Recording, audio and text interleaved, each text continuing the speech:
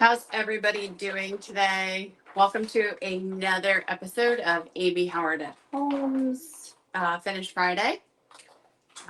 Today we are going to do some Venetian plaster, traditional Venetian plaster through a stencil, and then Venetian plaster wall art. So hopefully we got some eyeballs here. My name is Lyonella Cook, and I am a content creator for Amy Howard and Home. My business is sandpaper and wax design. I'm so happy to join you here today from sunny and hot South Florida. So I hope everyone's doing really well. We have some eyes. Hey guys, so glad you can join me. Today's really fun. I've been wanting to do this for a while, and I had a bathroom in my office that needed some remodeling, and I can't wait to share with you guys what I've done. But for today we're going to go and talk about what I've done with the walls. It's a work bathroom, so it was pretty beat up from my predecessors, and it needed, honestly, if it was my house, I would have done some drywall, new drywall. But it's a commercial property that I use for my business, so I do not want to put a ton of money into it because you don't get it back. So here we are. First, we're going to talk about the wall paint. This wall paint is Manor Born. You can see behind me. The paint color is Boggle Buddies. And so I picked that color because I wanted a really pretty contrast with this Venetian plaster. And I'm going to show you guys. Here's the traditional. I did two different kinds. So here's that traditional, just regular plaster mixed, a little thicker than normal, and then put through a Mylar, just like that. And we'll talk about that and how to mix that. And then I did a little bit of a hybrid of, and I'll show you, ready? I'm going to turn the lights out so you guys can see this. How cool. Doing with, now this is still Venetian plaster, but as you can see, it's a little bit different. I've added two different ingredients to it, played around with some recipes. And what I love is there is no cracking, and it is also very easy to sculpt with the correct tools. So I am going to turn you around so you can take a look at, and turn the lights back on. Oh, sorry. So you can see what I was working with and the tools that you'll need to get started. Tiny space. So, and a bathroom, I feel like all women need a beautiful bathroom, because where do we go to hide from our spouses, our children, whomever, our neighbor? We go and hide in the bathroom. So let's have a beautiful space in the bathroom. Okay, so I'm going to turn you down. Look here. We have a bunch of different tools that I like to work with, and I'll tell you the ones you really do need. Some you don't really need. But what you do need is Venetian plaster, and also you need your walls to be prepped. So I did the Manor Born paint and I sprayed it. If you spray it, you will need to thin it. It is a thick paint. It's recommended, I believe, it was like a cup cup of water to a gallon. So it was about, still in my thin, I did about a quarter cup. No, less than a quarter, maybe like 3 tablespoons, just under a quarter. But so for just, and then you need a Mylar stencil. You can't put this through a mesh stencil. You can make your own, guys. It's so easy and it's really inexpensive. I got a huge roll of 40 feet on Amazon by, I think this one was 12 inches. I believe it's 12 inches. And then I just made my own design, my own palm tree. And then the thing is, like, draw what you see, don't draw what you know. And then think about that negative and positive space of where that plaster will go through. And I mean, these stencils are expensive. So especially the wall ones, the big ones, and they're so cheap to do. You guys can do this. Totally. Or if you're like Cricut savvy, Cricut's awesome too. So I'm not Cricut savvy. but I can draw and I can cut my own. So, all right. So moving on, for the regular Venetian plaster. So, oh yes. So prep your walls. What I really like about that, and we'll talk real quick about the paint and I'll show you what I really like about this Mannerborn. These walls are so imperfect. Now I'm going to get really close. You could see this is not a level 5 or 7 or anything, probably not even a level 3 drywall. So as you get into construction, there's levels of finishes for smart rooms and all kinds of. So, and I will not talk about science today. I'm so sorry. No science. I know you guys are disappointed, but I will behave myself. So anyway, Matterboard is really awesome. It really hid all these imperfections in on my wall. I was really impressed, especially with a matte paint. It tends to kind of exaggerate if there's a problem with your wall. And I mean, I patched these. I took off wallpaper, layers of wallpaper. I took off a handicap bar down here that if somebody's handicapped in my building, unfortunately, I don't even think you can get through here. But so yeah, I totally stripped everything, resurfaced, and that Matterborn paint just was phenomenal. I do recommend 2 coats, but really great paint, good at hiding flaws in your wall. And what was great doing this with plaster, I didn't have to repaint after I cleaned out my edges on the plaster. It really cleaned up really nicely. So I really recommend that Matterborn. So now we're moving on. I'm going to bring you down again. We are going to talk about mixing up our first batch of just regular old Venetian plaster. Now, if you guys haven't worked with this, I do recommend, if you have sensitive skin, do wear gloves and do wear a dust mask when you're mixing. I'm not going to for this because I have to talk to you. So when you are mixing Venetian plaster, you want to go ahead and have water in the bowl first. And we're just gonna do a small little batch. I think most of you know how to do Venetian plaster. So just a little. So that was about a half of a cup there of just water. And it's a little bit more than a 1-to-1 mix. And so you're gonna want to get a measuring cup here. Or if you have, I'm just using this because I have a small size. And we are gonna mix. We'll start with less and then increase as you go. And we're looking for that consistency to put it through that Mylar stencil and not to slop all down the wall. So you want a little bit thicker than you would normally make it. So we're adding that in, let it soak in. Again, I won't talk about science or molecules. I won't behave myself. Let that soak in. Okay. And then we are going to mix it up really well. And by letting it kind of soak, it makes it mixing a little bit easier. And as you can see, it's still really watery, and that's just not what we're looking for. So we will need a bit thicker consistency. And so for the traditional stuff, guys, the clumps are not great, but it's not the end of the world. For the other one I'm going to show you, you do need to get the clumps out, unfortunately. I just used my dry spoon. Okay, so we're going to add a little bit more and just kind of eyeball it here at this point, just adding little by little. If it gets too thick, add more water. Do not fear, you didn't ruin it. All right, just making sure you can see. It's still really thin. And also just, you want to let it sit after you mix it for a few minutes if you can. It will naturally thicken up a bit. But since we are live, we're going to do a little bit more.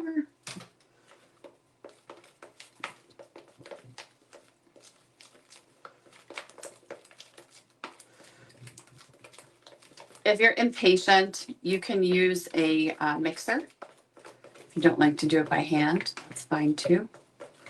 All right.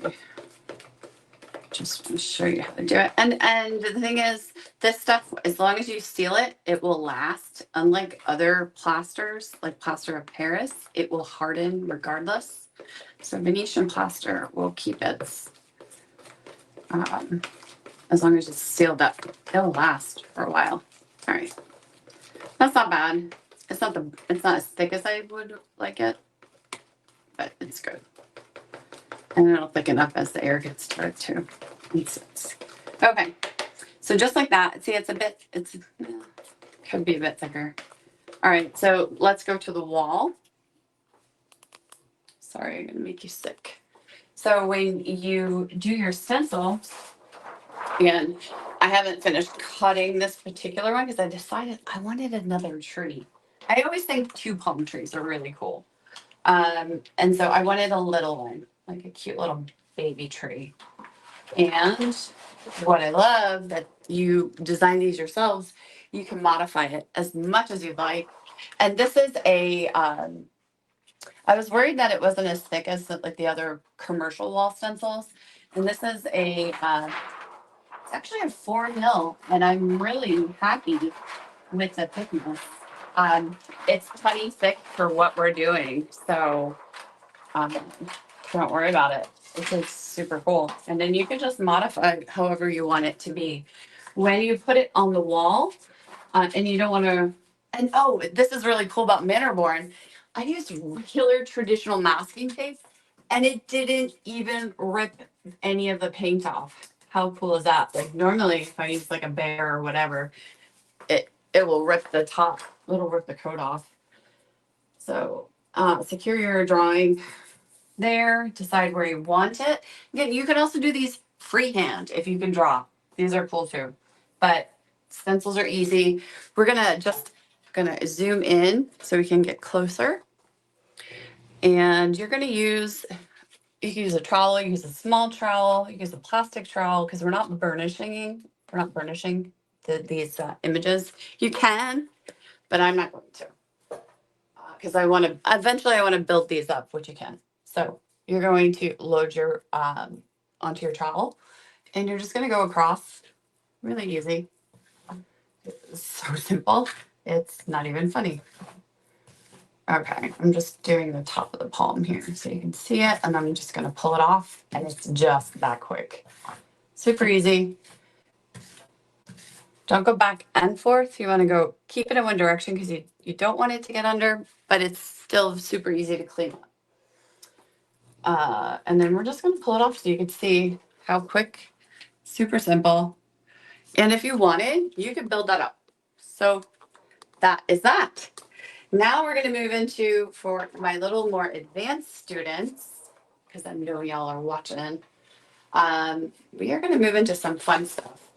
And it's going to take practice. I do recommend that you practice with this. I recommend uh, start small and, and have a wet rag with you if you want to wipe it off because you're not happy, if you're not happy. So all right, so we're moving into more of a Scaliola style Venetian plaster, and we are going to mix them up together. I'm just checking out how much water I have in here. So what I like to do, I'm actually going to get rid of some of that water. I am going to do a 1/4 cup of water. Make small batches. You don't want to make ginormous batches with this. And we are going to take hide glue, which you would use to make a traditional gesso on artwork. Animal glue, not hide glue, animal glue. And so I already have some already ready from the night before. And from that, I am going to go ahead and add, I want to get to, it's still a lot of water. I want to get to a 1/2 cup of total water by volume here. Because you don't want to make huge batches, make small batches. And then I keep it in a bath as I'm working. I keep a little burner here with water on low, or if you have a wax, like when you wax your legs, if you've ever done that craziness and you don't do it anymore, it's a perfect repurposing. So we are about a 1/2 cup of our fluid. And we're going to start with half a cup of the Venetian plaster. Always start less and gradually add more. And always adding the plaster to the wet. So here we are at almost around this. Now this is a fluid cup. I promise not to get into science, but it is not exactly accurate. You should weigh it if you can. But I can't fit a scale in here too. So we'll make do. Okay. So just go ahead and allow that to come in. Also, I do recommend let your bath cool, and let it cool to come to room temperature. Your animal glue, rabbit skin glue, because it will want to heat the plaster. So it will heat your mixture, and heat causes plaster to cure. Okay, so now we're just going to start mixing it up. And you can see it's still super watery. So now we're going to add more. So simple, so simple, so simple. And here we are adding more. And this is really important that we get all the lumps out for this. You don't want to transfer that into your sculpture. So for here, I would recommend a blender at this point to really make sure it's, unless you're okay with sitting here for a few minutes, just mixing and mixing. But we want to get a nice smooth consistency, as you can see. All right.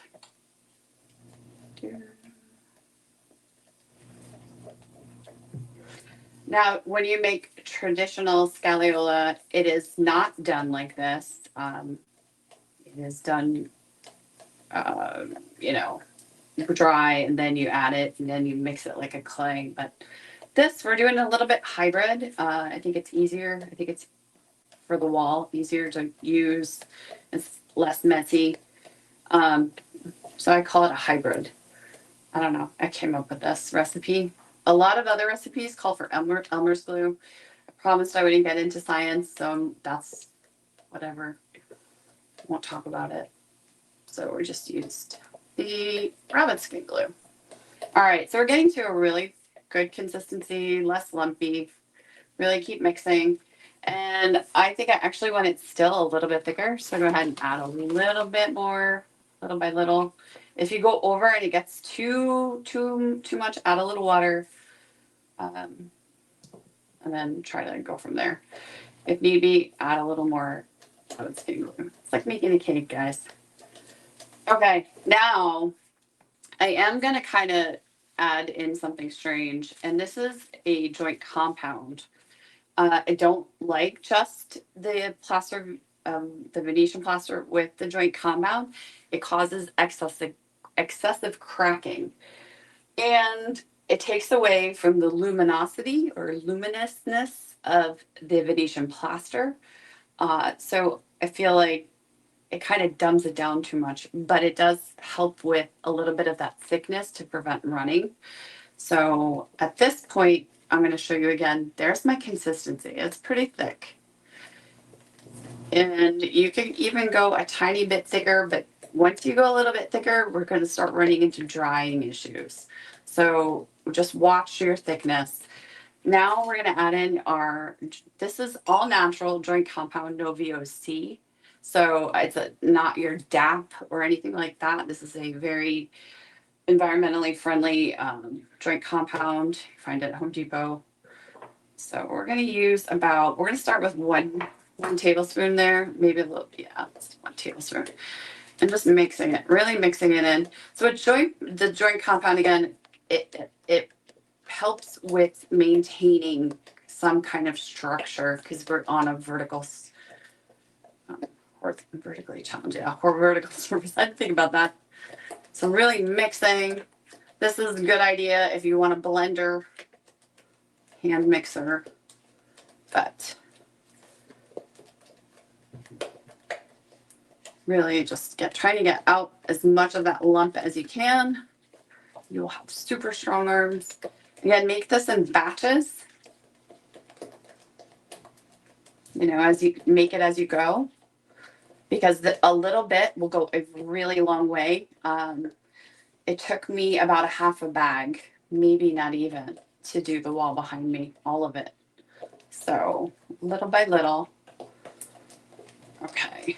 And I'm happy with that consistency. It's still flowing, still pretty thick. Again, I like to let things sit for a little bit. So while we do that, we're going to talk about how you're going to get ready to do your art. How are we on time? All right. We got about 5 minutes. Okay. So for this, I did not use a stencil. You can use a stencil and build it up then manually by hand. And we could do that here. I could show you how to do that over on this side. What I did was I freehand drew this in pencil and then went ahead and started adding in that texture, building it up. For the detail, it's easier to do it while it's still in the wet and not dry. And you can also, what is really cool about this stuff, I'll show you right now.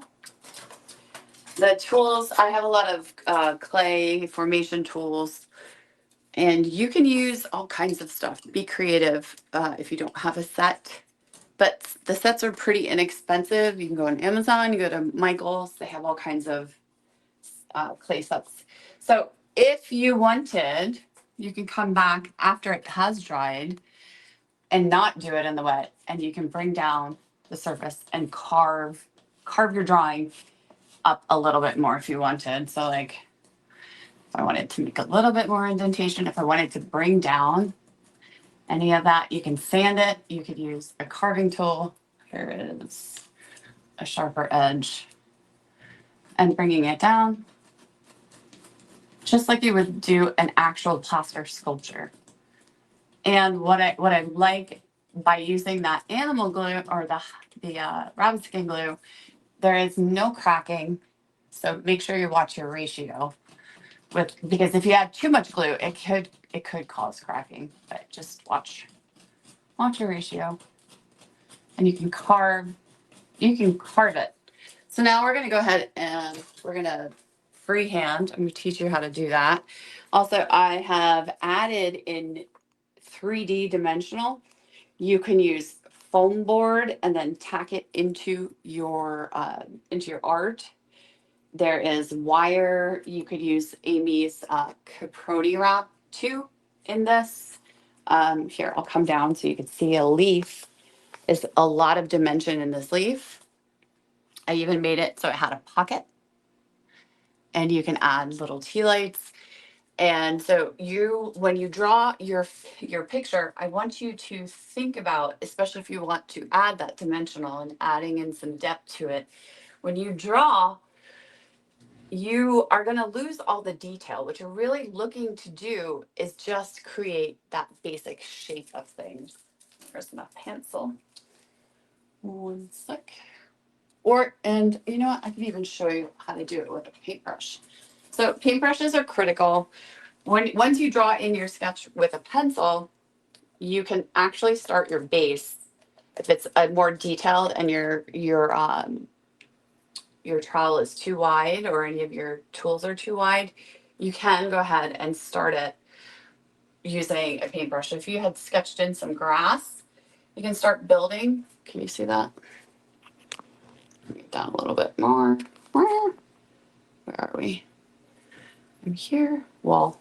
Okay. I think you can see me. All right. So if I want to draw a blade of grass in here, that's where I would like it to begin. So I'm trying to think of like the idea and the shape, how I want it to move, how the dimensions are going to be. And then you'll slowly start to build up your surface. And I'm going to use a really tiny little scraper, and you're just going to add it in, going across. And so this tree actually took me, without the leaves included, it took me less than an hour. So you do have to work a little quick. The stuff does start to get pretty thick and start to dry, which is great because then you could use it for more shapes as you go if you want to add in more detail. And it's going to feel messy initially. It's not going to look, remember you're going to build it up. So while you do one blade of grass here, let that start to come a little bit to a dry formation, and you can work on something else in the meantime. So let that just go. Don't worry about the edges. You can always come back and wipe down. It's so forgiving. You have a wet cloth always with you, and you can just trace. If you want to just scale it back, just pull it down. There we go. We're just going to pull it back if it was too wide for you and you didn't like that. So there's one blade. And then you just go ahead and start your next one. So easy. And now I'm going to show you how to build up.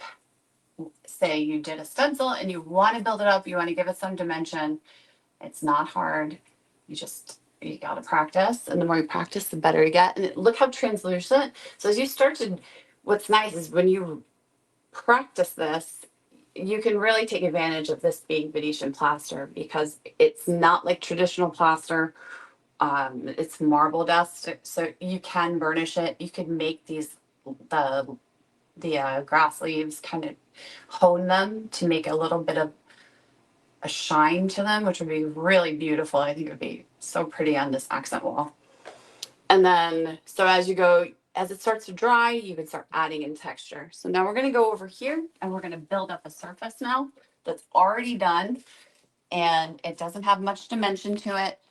And you can start to get the feel of it. And guys, really playing with this is really important.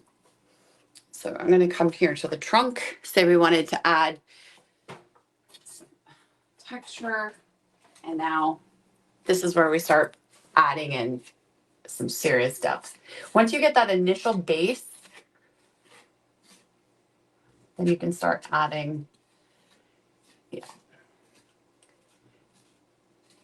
So I had already spritzed down this, so give it a little bit of a misting. I did this before we started. By doing that, it will help the next layer really bond to the other layer. And now we're adding in depth. And here is where this is where it starts to get really fun as you start to bring your image to life here. And it's easier because you've already have the base done. So maybe even do a hybrid of these two. That would be fun too. So here we go. And you can add in with tools, adding in depth here. And we're adding in striation. So we wanted more movement instead of just being a flat dimensional. And some people like it. It's okay. You could keep it that way. Or if you want to add more texture, you can add texture here. You can start embedding things into the wall. I mean, the sky is the limit. You could really have a blast with this stuff. And so deciding. And it's so forgiving because you can always come back and wipe off what you don't like. So super easy. You want to see adding texture, adding in dimension. And then for these I used a wire mesh, which you could use as see how it has still flexibility to it. There's only one coat of that Venetian plaster, so I will come back and do that. And you can also, Amy's got a really cool tool as well.